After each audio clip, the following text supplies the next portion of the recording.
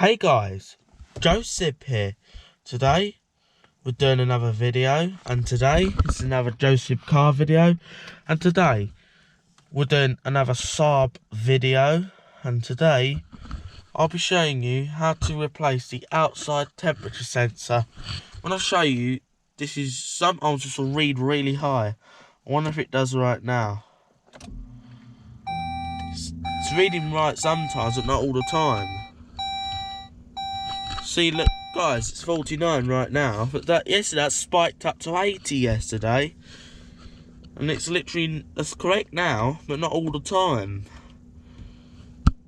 See, look, now we're having no problem, but later on, I bet you that would spike up later on.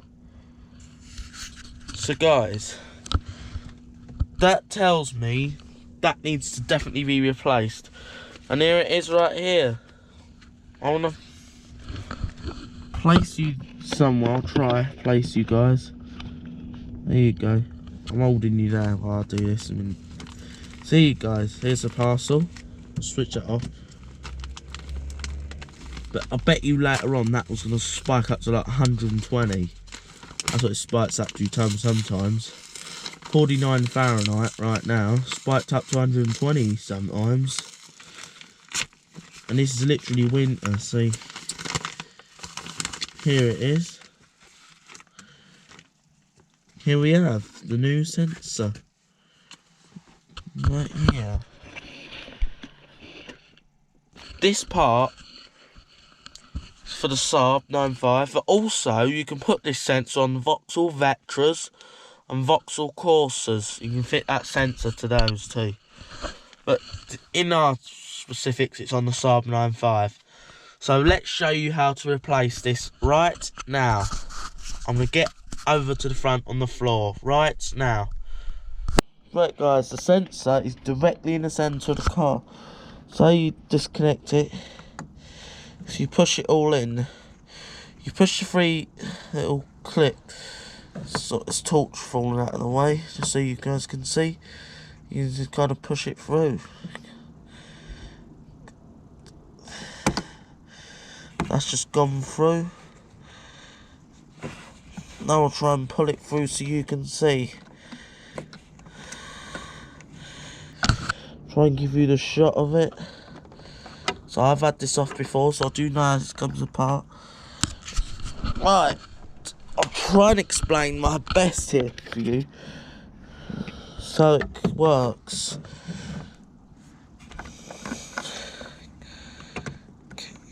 Because I have an engine cover, so I can't. There's a little connector on it, which is.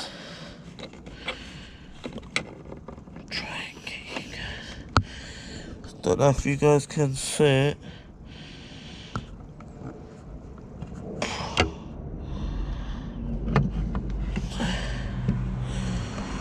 You guys might not be able to see this, but I'm gonna have to just pull this off. It's got this weird Saab style connector, which you gotta lift up.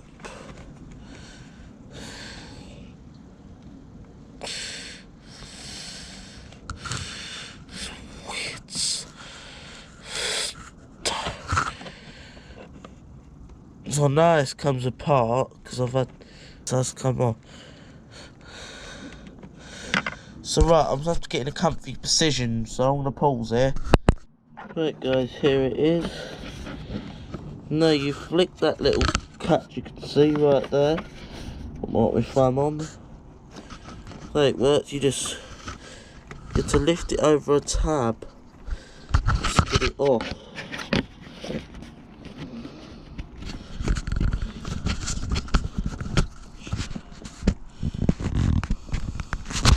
Do not want to strain the wires. See, I'm going to have to pause to undo that connector because it's quite stiff, so I'm going to have to pause it. There's the connector. And I'll give you an idea. You have to lift that bit there over the little tab. Now we're going to grab the new sensor. I'm going to unpack it, so I'm going to pause while I unpack. And then I'll show you how it goes on. Right, so here it is, the new sensor.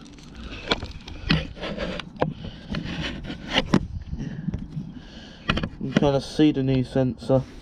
and simple this one. Plain, not a good decision. The green thing there, there's only one way it can go on. Pretty easy to identify. So you look for this little tab and push it on that way. See, there you go. I'm going to have to pause to do this. I need 2 hands. So I'll show you once it's on. Right, I think I've got it connected, so we're just going to check that it actually works before we put this back together. And if it don't, I can easily just pull it off and put the old one back if it doesn't work. Tip, never put the cars fully back together until you tested. So yeah, this should now work.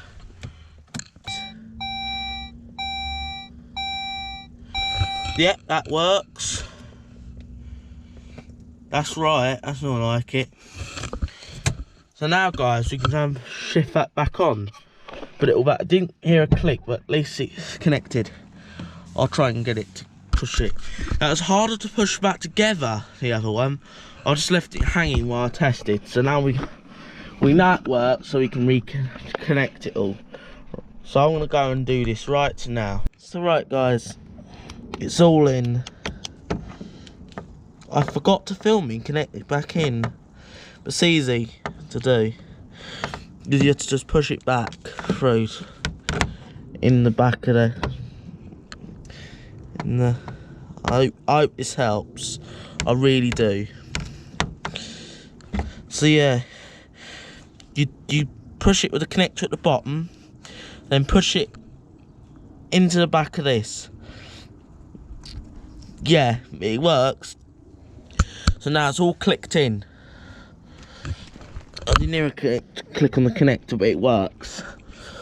And that's at least. So yeah, we will take this on a test drive, so I'm going to pause until we're on the test run right now. Right guys, I thought the temperature was wrong for a minute, but it's actually correct. I checked the weather and it's 48 degrees. And it should say 48 degrees. It's this new sensor, now it's all in. It really should say 48. Let's see if it does. All round there.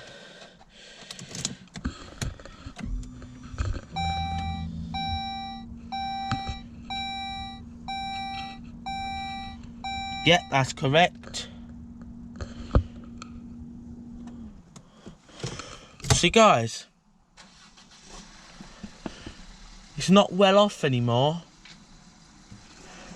We'll see if that maintains that forever. So we'll have some more fun with this old car.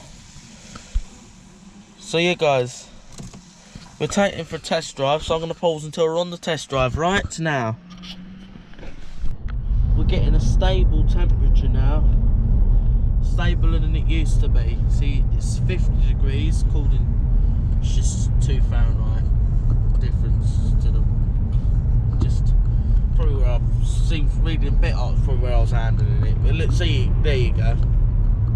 That's a lot better than it used to be. That'd be reading 80 by now, 122 maybe. 50 is about right. If you're wondering, I do read in Fahrenheit and not centigrade. That's what I read in. So yeah, if you look, we've got a stable reading. See, I think we fixed it, guys. Yeah, so I'll pause and let you know what happens right now. Right guys, we've been driving it around. It still maintains about the same temperature. It's not changed. See, look, we're getting better heat. You can't really know that, but yeah. That's 78. So yeah, it's correct. We're having no more problems with this. It's only 50. So yeah, so yeah, we've had good luck with this now. We've had good success. I still have the old sensor, and I'm going to give you a clip of this from before. So right guys, I'll give you the clip right now. Right guys, a few days before changing that sensor, the Fahrenheit is blank. This is a film a few days before doing it. So we'll be driving along and it'll just show 3 dashes like that. You can see next to the F, triple dash. And sometimes it will probably even do this. I'm just going to show you, pause and show you what it would sometimes read. Right. And sometimes, guys, it'd read 122 like that. That's a very incorrect reading. Sometimes it would read the right temperature like it did when we started before replacing it. And then sometimes it would spike up like that. It was even causing us fan problems, and it was kicking on AC. So yeah. So right, guys. Sometimes it would show the correct temperature with that old sensor, like it is doing there. And that was the correct temperature at the time when we replaced it. But guys, it's not that reliable because it would sometimes spike up to really high, then down to the proper temperature.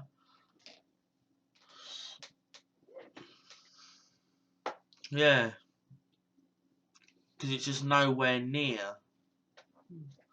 100 degrees. It's more that temperature.